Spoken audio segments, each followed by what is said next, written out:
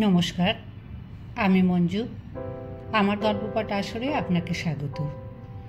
আজ আমি পড়ে শোনাচ্ছি আমি সুভাষ বলছি গ্রন্থ থেকে পরবর্তী অংশ। সব কিছুর অবসান ঘটল 22শে জুন ভোর রাত্রে। অনাক্রমণ চুক্তি ভঙ্গ করে হঠাৎ সেদিন হিটলার পৃথিবীর ইতিহাসে দীর্ঘতম রণক্ষেত্র 2000 মাইল বিস্তৃত রুশ সীমান্তের উপর ঝাঁপিয়ে পড়লেন দুর্বার গতিতে। রাষ্ট্রদূত ক্রিপসের উস্কানিতে রাশিয়া নাকি তলে তলে ব্রিটিশের সঙ্গে যোগ দিয়ে খাস জার্মানি আক্রমণের সিদ্ধান্ত করেছে। সুতরাং আগে থাকতেই সে পথ বন্ধ করা দরকার। খবর শুনে উল্লাসে ফেটে পড়লেন যুদ্ধবাজ ব্রিটিশ প্রধানমন্ত্রী মিস্টার চার্চিল। হিটলার শত্রু, রাশিয়াও তাই। এবার ওরা নিজেদের মধ্যে লড়াই করে মরুক, তারপর ভাগ বাঁটোয়ারার সময় দেখা যাবে। সেদিনই রাত্রে এক বেতার বক্তৃতায় চার্চিল ঘোষণা করলেন ইংল্যান্ডের বর্তমান নীতির কথা। এখন থেকে রাশিয়া আমাদের বন্ধু, আমরা সর্বতোভাবে তাহাদের সহায়তা করতে প্রস্তুত। এসো, হাতে হাত মেলাও। চিঠির পর চিঠি, টেলিগ্রামের পর টেলিগ্রাম। বলো, কি কি সাহায্য চাই তোমাদের? কোনো উত্তরই দিলেন না স্ট্যালিন। ব্রিটিশের ওসব বড় বড় বুলি তার ঢের শোনা আছে, সুতরাং সময় নষ্ট করে লাভ নেই। চার্চিলও নাছোড়বান্দা। যে করে হোক রাশিয়ার উপকার করার জন্য তিনি বদ্ধপরিকর। তার নিজের ভাষায়, হিটলারকে পরাজিত করার জন্য দরকার হলে আমি নরকের সঙ্গেও হাত মেলাতে প্রস্তুত। অনেক সাধ্য সাধনার পরে অবশেষে উত্তর দিলেন স্ট্যালিন। আমি কাজের মানুষ, কাজটাই আগে বুঝি, কথা নয়। সত্যি যদি আমাদের বন্ধুত্ব তোমাদের কাম্য হয়ে থাকে, তবে কাজেই তার প্রমাণ দাও। বেশ, তাই হবে। বলো, কি প্রমাণ পেলে তোমরা খুশি হও? Second front. Second front? Churchill স্তম্ভিত। বলে কি এই বেরসিক লোকটা? হ্যাঁ, সেকেন্ড ফ্রন্ট। আমরা এদিক থেকে হিটলারকে সামলাচ্ছি। তোমরা ফ্রান্সের উপকূলভাগে একটা সেকেন্ড ফ্রন্ট খুলে দিয়ে আক্রমণ চালাও। ব্যাস, এইটুকু পেলেই আমরা খুশি। বটেই তো, বটেই তো, সঙ্গে সঙ্গেই প্রতিশ্রুতি দিলেন প্রধানমন্ত্রী চার্চিল। তবে এত ব্যস্ত কেন? এই তো সেদিন ডানকার্ক থেকে গ্লোরিয়াস রিট্রিট করে এলাম। এরপর একটু সামলে নেবার জন্য সময় দেবে তো? তাই বলছি যে আপাতত কিছুদিন তোমরা একাই মহড়া নাও, তারপর সময় হোক, তখন দেখবে যে লড়াই কাকে বলে। নীতি এবং আদর্শের দিক থেকে সম্পূর্ণ অমিল হওয়া সত্ত্বেও রাশিয়া এবং ব্রিটিশের সঙ্গে হাত মেলালো প্রয়োজনের তাগিদে। ধনতন্ত্র বা সমাজতন্ত্রের ব্যাখ্যা পরে করলেও চলবে। আগে স্বাধীনতা, তারপর অন্য কথা। ওদিকে বাল্টিক সাগর থেকে শুরু করে কৃষ্ণ সাগর, এই 2000 মাইল দীর্ঘ রণাঙ্গনে হাজার হাজার বোমারু বিমান, হাজার হাজার ট্যাঙ্ক ও লক্ষ লক্ষ মোটরারুর দুর্ধর্ষ জার্মান প্যান্সার বাহিনী ততক্ষণে পঙ্গপালের মতো ঢুকে পড়েছে রাশিয়ার অভ্যন্তরে। রাশিয়ার শীত অত্যন্ত ভয়ঙ্কর, তার আগেই লড়াই শেষ করে ফেলতে হবে। উত্তর পশ্চিম রণাঙ্গনে আক্রমণ পরিচালনা করার দায়িত্ব নিয়েছেন বিখ্যাত জার্মান সমরবীর ফিল্ড মার্শাল ভন লিব। সহকারী হিসেবে সঙ্গে রয়েছেন জেনারেল কুয়েলার, জেনারেল বুশ ও ট্যাঙ্ক বিশারদ জেনারেল ওয়েপনার। লক্ষ্য তাদের লেনিনগ্রাড। মধ্য রণাঙ্গনে ফিল্ড মার্শাল ভন বোক, আর রয়েছেন field marshal von Kluge, general Strauss, general von Weichs, general Todt tank ও মার্শাল কেসেলরিং বিমান প্রমুখ স্বনামখ্যাত সহকারী বৃন্দ। লক্ষ্য রাজধানী মস্কো। দক্ষিণ রণাঙ্গনে ফিল্ড মাস্টার ভন রুনস্টেড, সহকারী হিসাবে সঙ্গে রয়েছেন field marshal von Reichenau, general Stulpnagel, general von Schobert, general von Kleist ও জেনারেল লোয়ের প্রমুখ সমরবিদগণ। লক্ষ্য রাশিয়ার শস্য ভাণ্ডার, গোটা ইউক্রাইন অঞ্চল। রাশিয়ার পক্ষে লেনিনগ্রাদ সহ সমগ্র উত্তরাঞ্চল রক্ষার দায়িত্বে রয়েছেন মার্শাল বরিসিলভ। মধ্য রণাঙ্গনে মার্শাল টিমোসেঙ্কো আর দক্ষিণ রণাঙ্গনে marshal Budyonny. Remember, you are always within an inch of invasion. রাষ্ট্রগুরু লেনিনের এই সতর্ক বাণী রাশিয়া কোনোদিনই ভোলেনি। চারপাশে তাদের একাধিক ধনতান্ত্রিক দেশ, সুযোগ পেলেই যে তারা তাদের পিষে মারতে চেষ্টা করবে সে কথা তারা ভালো করেই জানে। তবু অতর্কিত আক্রমণ, তার উপর দুর্বল স্থানে আঘাত। তাই প্রথম ধাক্কাতেই জার্মান বাহিনী বিদ্যুৎ বেগে প্রায় 400 মাইল ঢুকে পড়তে সক্ষম হলো রাশিয়ার অভ্যন্তরে। 3রা জুলাই তারিখে স্ট্যালিন নিজেই সে কথা স্বীকার করলেন তার এক বেতার ভাষণে।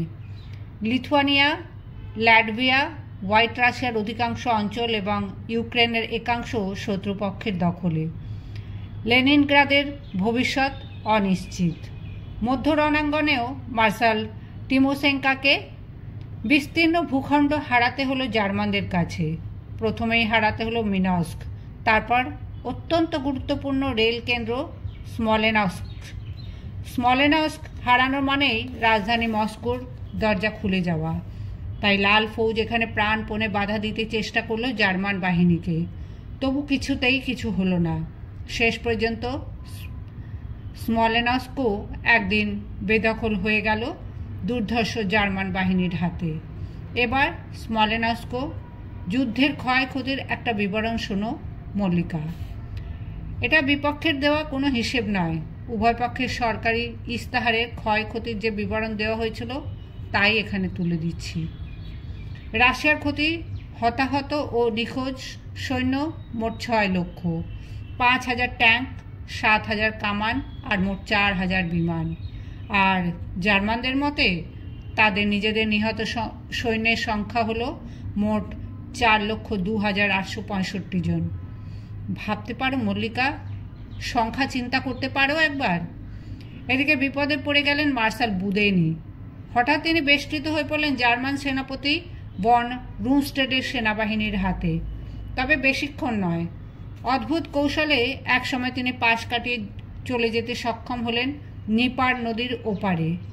এবার এক মহা সমস্যা দেখা দিল বুদেনির চোখের সামনে।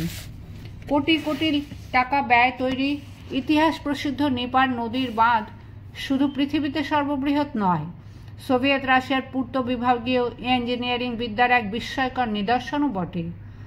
ইউক্রেন অঞ্চলের সমৃদ্ধির মূলে রয়েছে এই বাঁধ। কি করা যায় এখন এই বাঁধ নিয়ে?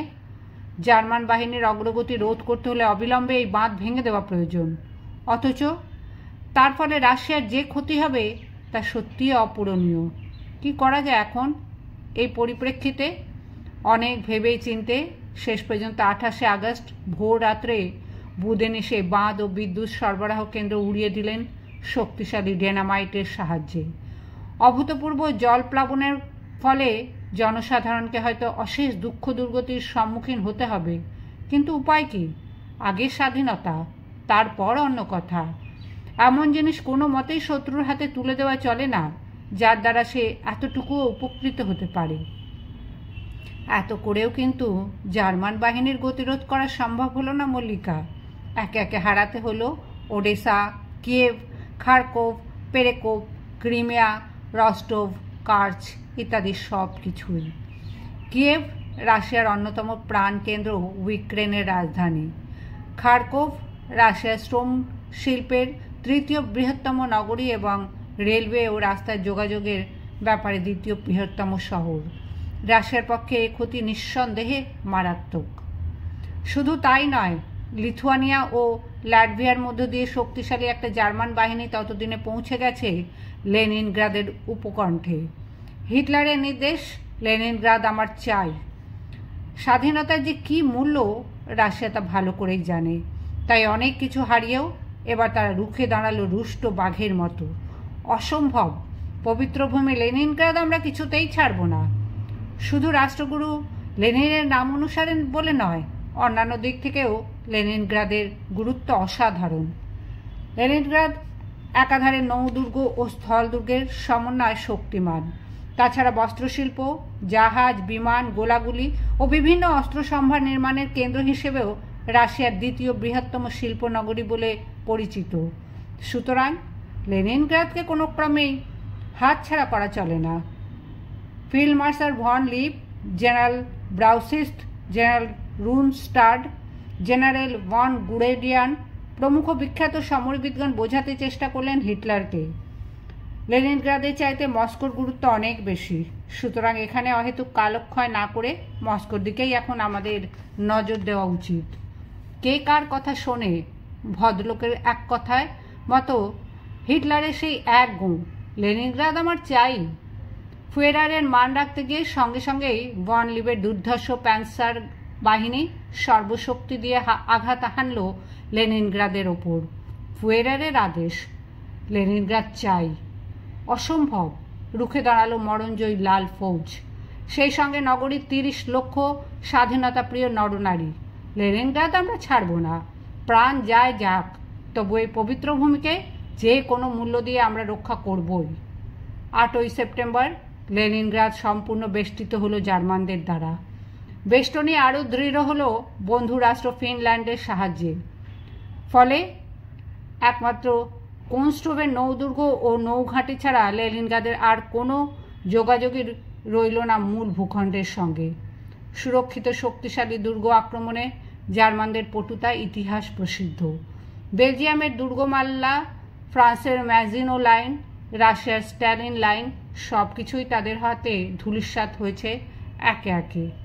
তাছাড়া ইতিপূর্বে প্রতিটি ক্ষেত্রে যেভাবে বিদ্যুৎ গতিতে আক্রমণ চালিয়ে অতি অল্প সময়ের মধ্যে তারা বিপক্ষকে মাথা নোয়াতে বাধ্য করেছে, যুদ্ধের ইতিহাসে তা সত্যিই অভিনব। যেমন পোল্যান্ড জয় করতে তাদের লেগেছিল মাত্র 18 দিন, ডানকার্ক 12 দিন, বলকান রাজ্যসমূহ 10 দিন, ফ্রান্স 26 দিন। বাদ সাধল লেনিনগ্রাদ। আশ্চর্য, চারিদিক থেকে অবরুদ্ধ হওয়া সত্ত্বেও মার্শাল ভরোসিলভের ঐতিহাসিক লাল ফৌজ এতটুকু মাথা নোয়ালো না জার্মানদের কাছে। তাদের একমাত্র পণ, লেনিনগ্রাদ আমরা দেব না, যে করে হোক পিতৃভূমি লেনিনগ্রাদকে আমরা রক্ষা করবই। লেনিনগ্রাদের আশা ছেড়ে দিয়ে এবার শুরু হলো মস্কো অভিযান। শীতের আর বিশেষ বাকি নেই, সেপ্টেম্বর শেষ, অক্টোবরও যায়। এরপরই ভয়ঙ্কর শীত নেমে আসবে রাশিয়ার প্রান্তরে, সেই সঙ্গে মারাত্মক তুষারপাত। তার আগেই যে করে হোক লড়াই শেষ করে ফেলতে হবে। তাছাড়া লাল ফৌজের একটা বিরাট অংশ তখন ব্যস্ত রয়েছে লেনিনগ্রাদ রক্ষার জন্য। কোনো রকমেই তাদের বেষ্টনী ভেদ করে বাইরে আসার উপায় নেই। মস্কো দখল করার এই তো অপূর্ব সুযোগ। সুতরাং চলো এবার মস্কো।